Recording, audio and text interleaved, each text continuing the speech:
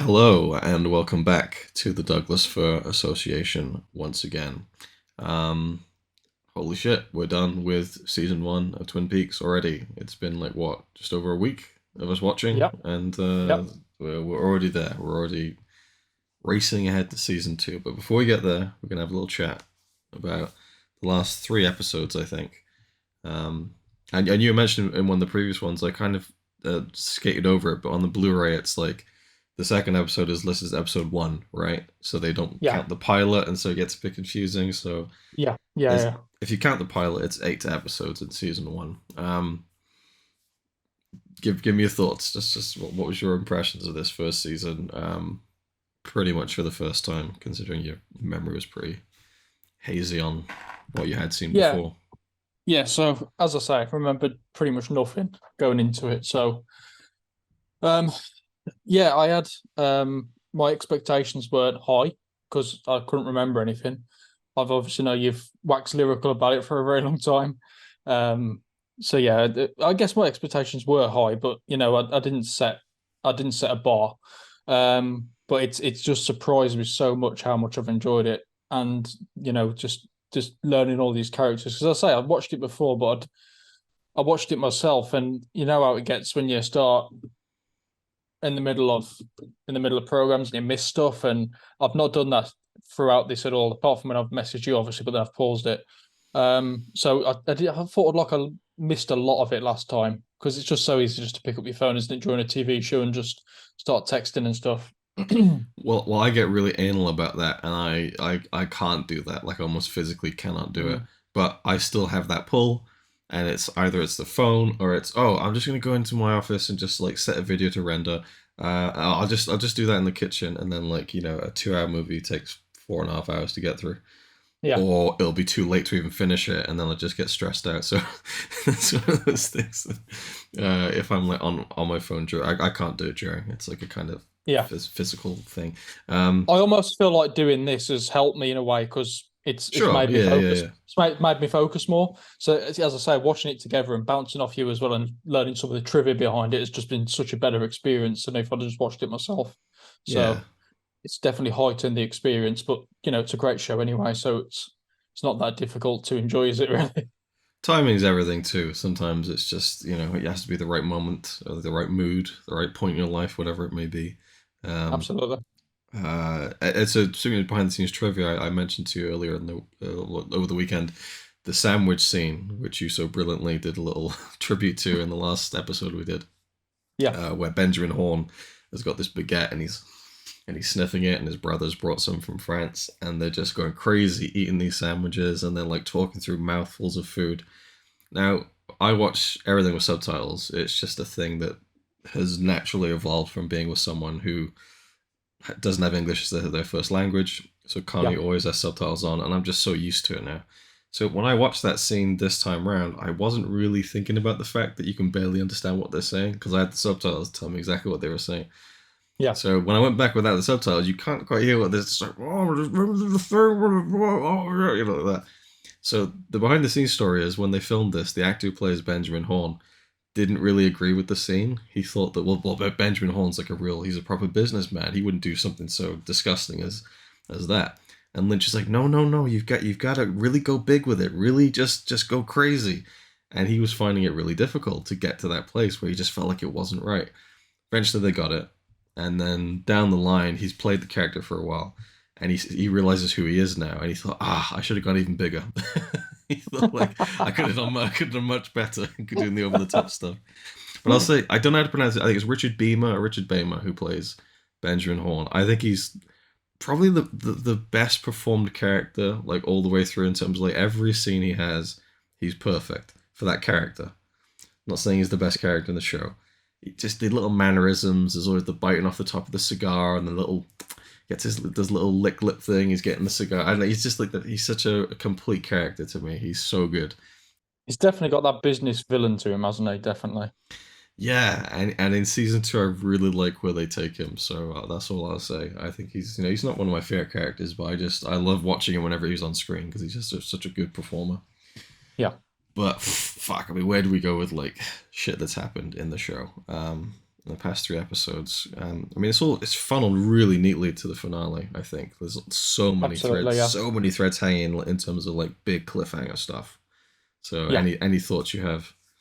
So episode 6, we picked up after we found Audrey in the bed at the end of the last episode, and then Oh we jump into yes, this one, and we do find out her age, and she's 18. So right. everything's good. Yeah, I messaged Yeah. you about that, and it's like we were talking about it, and then just the way that like he's like, "How old are you, Audrey?" 18. He's like, "I'll see you later." It's like what? There's a little. It's yeah. That's an interesting moment for sure. That's it. Um, yeah, but I like the Yeah. scene when he kind of talks her down. It's very sweet, Yeah. you know. Absolutely.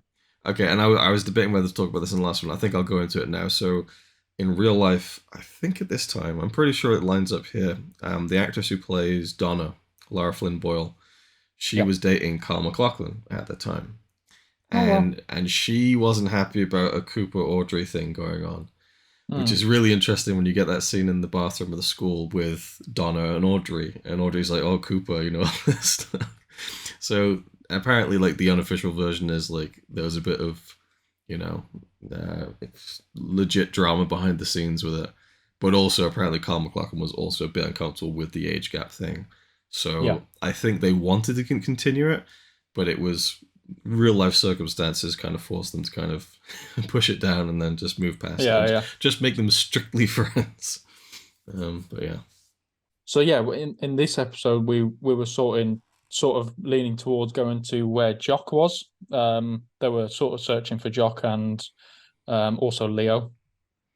I think that was sort of building up to that, wasn't it? And they were looking for the bird. Well, they found the bird. And there's obviously a scene where the tape recorder starts going off because they're listening for whatever the bird says, and then obviously Leo comes up to the window and shoots the bird because he knows obviously the bird's going to repeat whatever was in that room that night. So I thought that was quite an interesting scene. But yeah, I love that whole arc of like trying to find a killer by listening to a bird. It's like, I don't know, it's just something so Lynch, isn't it? Yeah, Connie's kind of been sat with me and not really watching it, but like like Andy will show up and she'll be like, "Oh my god, him!" It's all coming back to me now.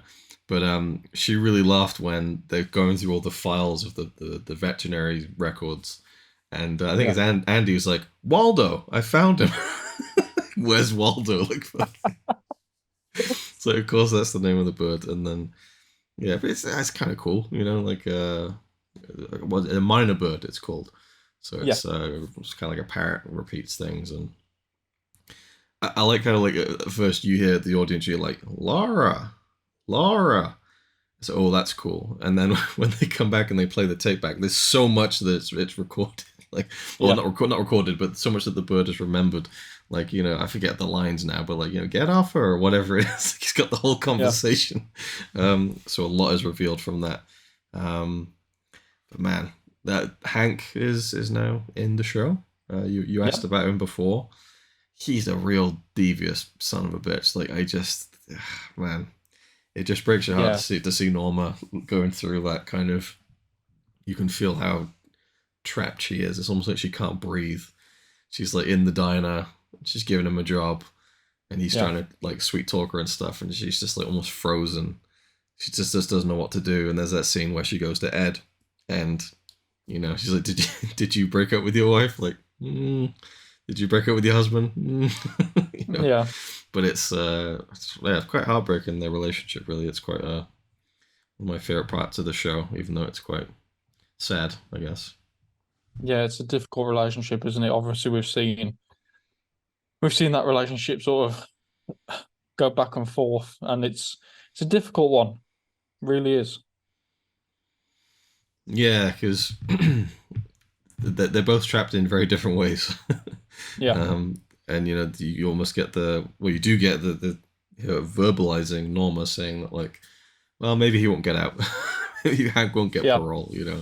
But she's kind of crushed when he does, but you can see instantly he's that kind of he's not to be trusted. That's to be sure. yeah, absolutely. So yeah, there's obviously another plot going off there with I'm so terrible with names, it's ridiculous. One second. Well, it's early on, early days. Also a very big cast, you know. Yeah, it's huge cast. The one that runs the mill, Oh, Josie. Josie. Well, I Yeah, guess she doesn't. She owns it, but whereas Catherine perhaps runs it. But yeah, so yeah, she's entangled with Hank, and she's also entangled with Benjamin Horn. Like that, it gets a bit silly at that point where it's just like there's yeah. so many there's triple crossing, quadruple crossing. Um, what did you make of the scene with the log lady when they go up into the woods? Cooper, Hawk, I think, Truman, and Doc Hayward, and they meet. They find the log lady, and they have a little little round of tea. What are your thoughts on that? I really like that. There was a whole monologue that she did, which I thought was brilliant. I can't quite quote it myself because No, I'm she's terrible at remembering stuff, but yeah, oh, here it is actually. Beauty is in the eye of the beholder. Yet there are those who have many eyes. Eyes are the mirror of the soul, someone has said. So I quite like that. yeah. She and that actress, she's worked with Lynch since pretty much the beginning of his filmmaking days. I think she's in Eraserhead. If not, she worked on it a lot. Okay. So she's kind of like a Lynch kind of regular, and yeah, she's Log Lady's an interesting character. I'd say we use the word interesting character a lot, but all these characters are interesting and Yeah. intriguing to watch. There's a little beat where she's being quite maybe not difficult, but she's she's saying, "Oh, was it? They have like some like there's food on the table," and she's like, "Not until the tea's ready," you know.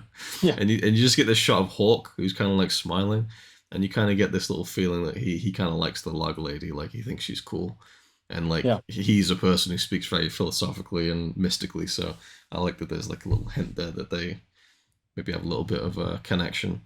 And I was gonna talk about at the very beginning the cinematography, which in the pilot I think is pretty damn good.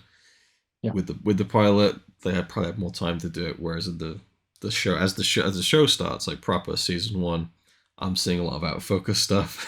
You know, these Yeah. things have to be made very quickly. And on Blu-ray, all these things, I don't really remember that when I first watched it, but there's a lot of out of focus shots, which doesn't really ruin things or anything. It's just interesting and noticeable.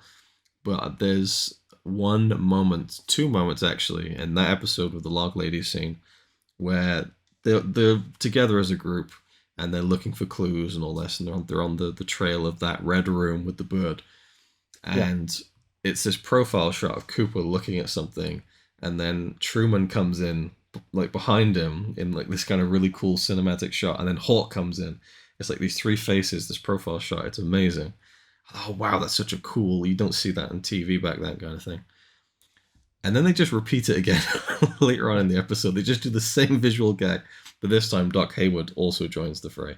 But I don't know if you noticed that or not, but I'd have to kind of show you that it's a really like I didn't notice it when I first watched the show. But Yeah. in any visual essay you'll see of Twin Peaks, they'll probably use it because it's like a really cool kind of hero shot of all four of them as they're kind of looking for clues to the mystery.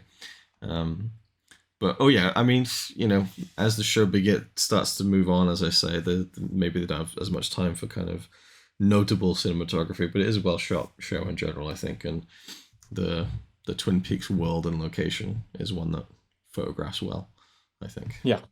So you know how I mentioned, I think it was last episode that we did. I mentioned there was a man with a balaclava in the woods when they were doing that drug deal. Yeah. I've seen him again Okay.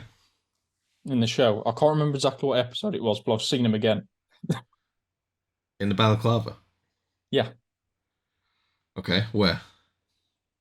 This I'm gonna have to look back at this and I'll let you know. Okay. I'll let you know in a few days. But You it's should have just that. like just should have had that prepped, but Yeah. Yeah. I will let you know. Interesting. So yeah, I've Okay. seen him again. Hmm. And there was another thing I wanted to go back to, which I said it might have been in the pilot actually. I said that I didn't know that obviously the characters at the time, but I thought Harry and Dale might butt heads, and that's just completely gone now. They're just like buddy cops completely now. They're Yeah. bros for life. Definitely. That's what I love about it. It's an instant connection between them. You know, Harry, you're all right. Like they just I don't know. Like they're amused by each other and their differences. And I Yeah, think I yeah, think I read somewhere. I think it was Carl McLaughlin said that the actor who plays him, Michael Ontkean, is just one of the most laid back people he's ever met. And yeah, that certainly comes across in the character. I mean, he's tough. He's firm and stuff, but fair. But he is a very laid back kind of character, and that kind of fits really nicely with Cooper's energetic kind of pace and enthusiasm, over enthusiasm.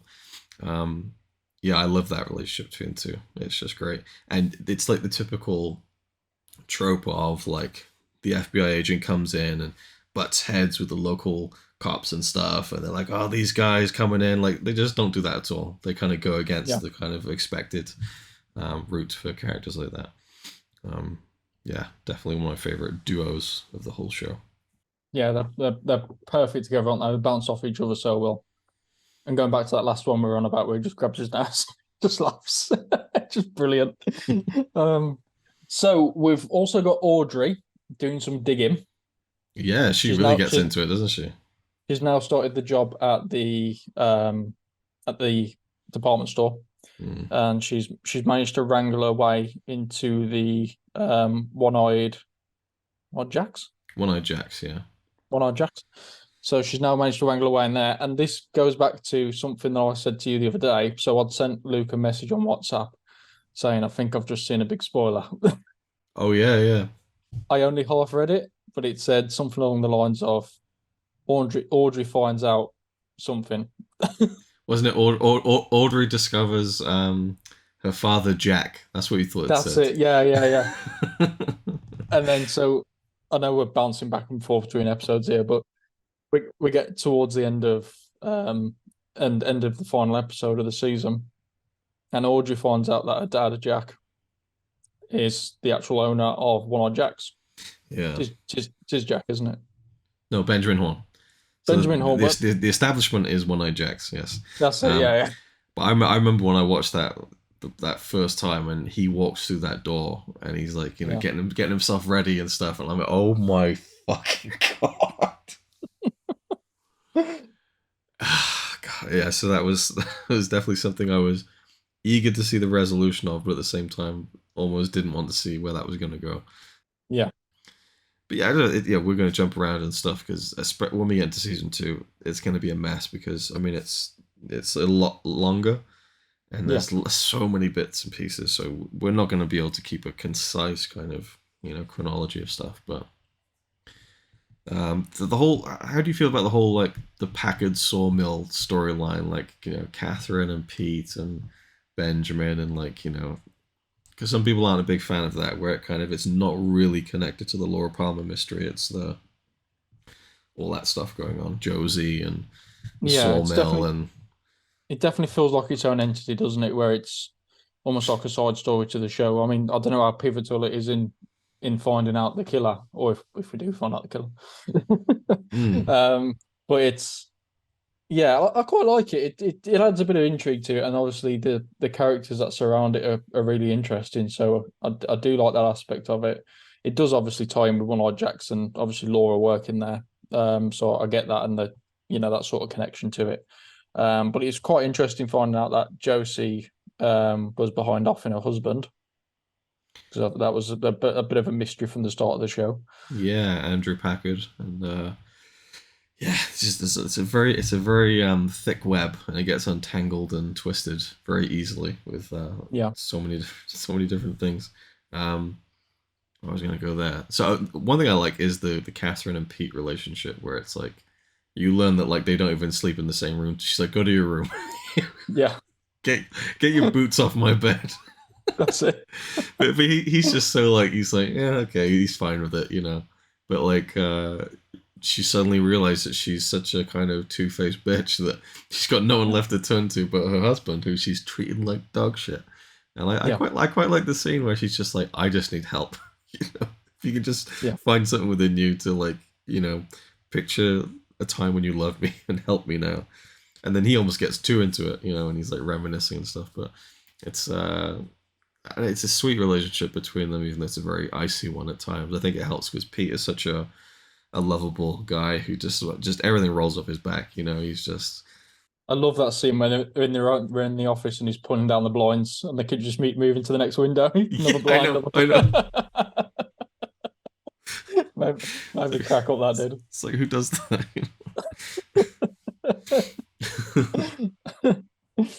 So we've also got the lumberyard now burning in the final episode. Yeah. So whether that's just a storeroom off the lumberyard, I don't know whether the whole thing burns down, or I guess we'll have to wait and see. I assume it does because it's surrounded in wood, big fire. Yeah. So that'll be interesting going to season 2, how that sort of falls out. And then we've got Paul Leland, who has now committed a murder himself. I know, talk about classic case of miscommunication. He obviously hears that Jacques Renault has been arrested for the murder of Laura, but doesn't get the memo that, Cooper's like, he's too stupid to kill anyone. I love the whole Cooper and who is it? Cooper, Ed, and did anyone else go? I guess like Hawk is like with them, but he's outside monitoring. But they infiltrate One Eye Jacks as like orthodontists. Yeah. If you were to ask me what would happen in the scene where Cooper goes to Big Ed and says, "Right, we're gonna go to a casino undercover. Here's hundreds of dollars of the bureau's money." My guess would be that Ed would say, "Well, is that morally right?" Because he seems like such an upstanding kind of guy. But in reality, in the show, his eyes get fucking massive, and he's like grin like a Cheshire cat, like, "Oh yeah, let's get some money." Like he's just loving it. I like it when he says, "I like to make about a 10 to 50% return." Yeah, yeah, and then and they're trying to like keep up the act inside the casino. And Blackie, who kind of runs the place, she comes up and she's like, "Oh, so what do you do?" "Own a gas farm." "I'm an orthodontist." Just gives it away straight away. But Cooper's like, "You're doing it right. It's good. It's fine." And leading into that is when Cooper kind of gets an audience with Jacques Renault, and that scene where he kind of comes in and he's like, "I am the bank." Like it's like fucking like Walter White shit. Like he proper just it's awesome. And Jacques Renault is such a slimy character. Like it's a really great visual choice when it's super extreme close up on his mouth as he's talking about like what happened with Laura that night, and like it's slightly slow motion, and it's just like you can see him almost salivating at it, and it's just like a really gross, it's really well portrayed moment, I think. And Absolutely. Cooper just shows his powers once again, this time in the form of being someone else and being able to slip into a role to nail someone. Yeah. So we've now also got Leo. It's Leo, isn't it? Yep. So we've now got Leo, who's been shot and killed. Yeah. Well, I assume dead. I'm pretty sure he does, isn't he? Well, he got shot the first time by Shelley. Yeah. Which was good on her. Like I felt like that was it's Shelley's okay. Machen Amik, who plays Shelley. There's a scene where, and it's after she shot Leo, and Bobby comes to see her, and she's hysterical. And I thought that was one of the best acting I've seen in the show. I'd forgotten about that scene. She really seems genuinely like terrified. Like I've actually shot him. What's going to happen to me? Like she's already jumping to like, am I going to get arrested? Am I going to go to jail? And she just genuinely seems like, you see scenes even in this show where people cry and their faces are screwed up. They're making the crying sound, but there's no tears coming out. Yeah. But she's literally got tears streaming down her face, and I just thought it was a wonderful performance. I'd forgotten about it, and I thought it was a really good scene. Absolutely, yeah. And so so Leo gets shot again for a second time. It's like you find out that Leo's been working with Benjamin Horne. Then you find out that Hank has got a link to Benjamin Horne. Then Hank has got a link to Josie. Josie's got a link to Benjamin Horne. And then Benjamin Horne wants Hank to shoot Leo. Like it just... But it does work. It doesn't, I feel like as complicated as it gets. But maybe for me, because I've already seen it. So do you feel like it does... Do you feel like you are kind of struggling to keep up with perhaps the allegiances, maybe? No, not really. Okay. I'm finding that okay. It's more remembering names. I know the characters when I see them. It's just that many bloody names. It is, yeah. So like Leo gets shot. That's one, like in the final episodes, like Leo gets shot. Nadine kills herself or tries to commit suicide, and Ed shows up. Maybe in time, maybe not. And then you got Cooper getting shot. Everyone's getting shot, and then the sawmill. So there's Shelley, there's Catherine, there's Pete. They're inside. The place is burning down. There's all these things that are kind of setting up And for. we've got Bobby that witnessed Leo getting shot. True. Yeah, that's right. Yeah, yeah. Yeah. I forgot about that. Yeah, And yeah. he's also planted the drugs inside of the bike. Yeah, so James Hurley has been kind of taken in at the sheriff's station. So Yeah. yeah, yeah,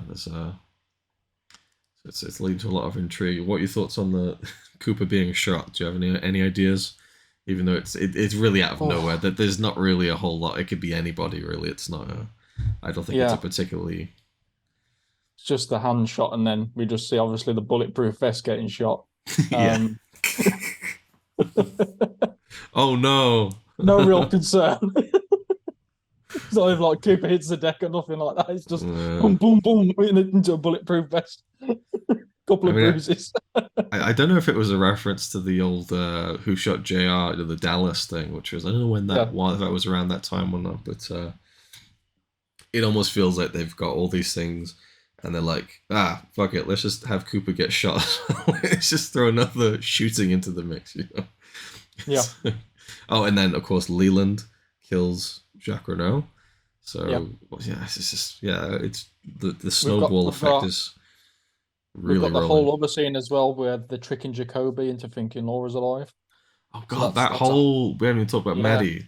So I had a bit of fun with you because you messaged me saying like, man, I swear that the actress who plays Maddie looks a lot like the actress who plays Laura Palmer, and I'm like, you're smoking crack, like come on.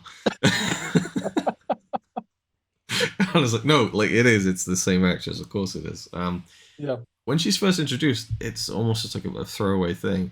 But I think the second episode she's in, she comes to the diner, and that's when James sees her, and he's just like big bug eyes, like what the fuck. Yeah. Um, I like that because obviously Cheryl Lee plays this iconic character, but she's not in the show very much, and so this kind of gives her a chance to actually kind of get in there with the actors and actually play a part in the present storyline. Yeah.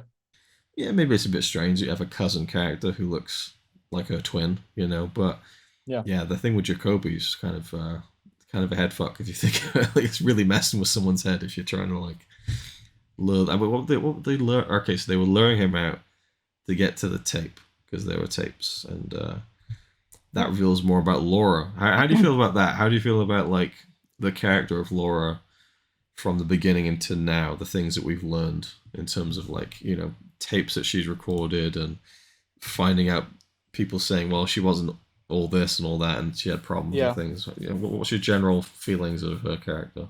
I think she's starting to become a lot more um I think her whole character's become a lot more clouded since the show started. Okay.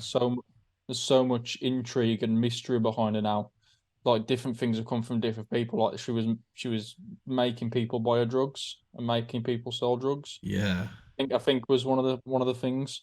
Oh yeah, Um the scene with Bobby when he breaks down with Jacoby. yeah, yeah, That's another great scene.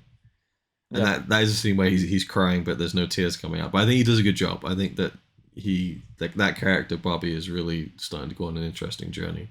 And So you can really see where her character was starting to go off the tracks, and it's obviously led to a death. Not saying it was her fault, of course. yeah, But you can sort of see where her character was going, even though we haven't seen the character much. yeah, But all these different little stories are starting to piece together of a sort of picture of her, and she's not looking great at this point. no, that's for sure. There's been a couple of moments I have to say in the first season where it's kind of been like, ooh, and everything that I know makes certain moments better. Even Yeah, stuff that maybe doesn't happen until the third season, 25 years later, and I'm like, that fits nicely into place. So there's some instances. Obviously, I can't go into it, but yeah, just generally speaking, it's improving with my rewatch going back to it. I think ideally we just watch an episode a week, like the way that it was done, and we'd be able to process our thoughts a lot more easy. But then it would take us forever, and yeah. About 6 months. I think we're keen to just keep rolling through. Um, so yeah, anything else you can think of? about the past 3 episodes. So Deputy Andy, when he shoots Yeah, big his moment job for yeah. yeah, yeah, I thought that was quite nice. And obviously the reveal of the pregnancy where he just storms off. I really wanted him to just go like leap with joy or something like that, and he just storms off. I don't know. I guess I don't know. I just really wanted to see like a burst of excitement from him, like jump out the doors, because they close the doors to go into that closet or whatever Yeah, it was, that little like coffee bit. I yeah, just wanted to jump out the doors and say like I'm going to be a dad or something like that. I yeah. just thought that would like be really in character for him. I think I think he's just petrified. Like holy, like he just Yeah, doesn't know how to even process it. And I think that the fact that he didn't do that is what makes her so pissed off because she yeah. wants that reaction, and so now she's gonna be in a mood with him again for another. Because it's literally just had his hero moment before that scene, I think, hasn't he? And Yeah, then yeah, yeah, he comes in there and he's now almost the coward again, I guess. yeah. Yeah, that's a Which good is a point. shame. Actually, yeah, that's a good point. I did read again when you hear Gordon Cole, David Lynch's character, on the intercom. Yeah, That wasn't like a planned thing that he'd be a character or anything. He was just doing the voice, I guess, off camera, and then yeah. they just kind of rolled with it, and I guess that's why he shows up in the next season. But yeah, season 2 coming up. What are your expectations? Oh man. Obviously, I've got no idea where the story's going. As I say, I'm pretty sure I know I've watched at least the first episode, and I do remember Cooper getting shot at the end of that. Okay, I don't remember who did it or for what yeah, reason. Um, I it's I really I interesting. I can briefly. Do you mind a minor spoiler? No, go. No, okay. And I'd even forgotten this, but apparently, who shoots him is not really dealt with in a very kind of urgent manner. Yeah. And I think I heard that the person who shoots him gets revealed. I think 16 episodes into season 2. Yeah. So like it really takes its Also, time on that. season two's a big one then. Mm. I think it's I think there's 30 episodes altogether. So yeah, it's just over twice as long as the first season. Wow. That's one Okay. thing I wanted to say. I do think because I think when Twin Peaks first aired, it was a mid-season replacement for another show, which is why it's so short. But I Yeah. think it works better that way. And I don't want to like make you feel like season 2 is going to be shit because it isn't, and it contains some of the best moments in Twin Peaks for me. But Yeah. there are moments where there's lulls, but even Twin Peaks being kind of a middling Twin Peaks episode is still kind of fun for me because I like being in that world. If that makes any sense. In your Um, opinion, do you think they could have split season two into like two seasons, to like do two and a three, and then they could have nah, worked on making it, a bit more. no, I think that the beginning of season 2 is great. The momentum is still there. And I think if you take elements from like the second half of season 2 and can compress them a little bit, maybe, and refine them. Yeah. But I think Yeah. that season 1, 7/8 episodes with the pilot, it feels like a modern season of TV. We're streaming now; it's always like 8, 9, 10 episodes.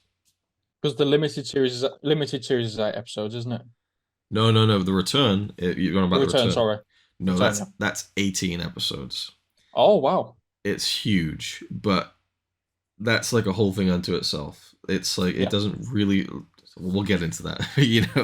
That one is just it's worth every minute for me. But yeah, Brilliant. yeah, season 2, some great stuff.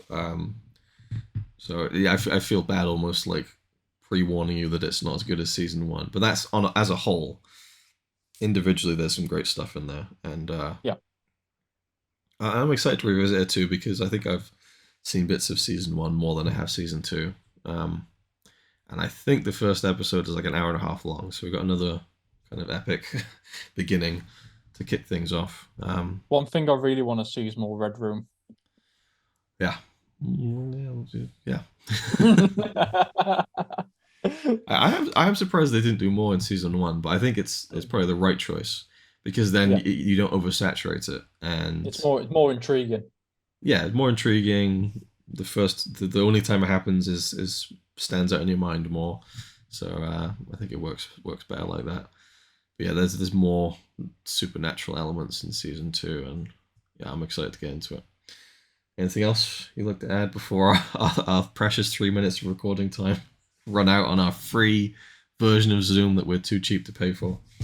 Um, I don't think so. No, I No. think the only thing that I'm looking forward to is not the only thing I'm looking forward to. One of the things I'm looking forward to is the fact we don't have to see Leo's acting anymore. Yeah, yeah. Poor guy. I'm sure he's a nice guy in real life. He just, he just can't act his way out of a paper bag, really. So I'm really intrigued to see what else he was in after that, I don't think there's anything. I've never looked into it, to be honest. I'm not sure. Yeah. Um, anyway, so we'll leave it there, and we'll come back at some point. Because I don't know where we'll do stuff in season 2. We'll just play it by ear as we have with this, I suppose. Yeah. Uh, so I guess we just end with a quote. And as this is on my channel, it's on me to, on the spot, think of something very quickly. Uh, let me let you in on a little secret. Once a day, every day, give yourself a present. Don't plan it. Don't wait for it.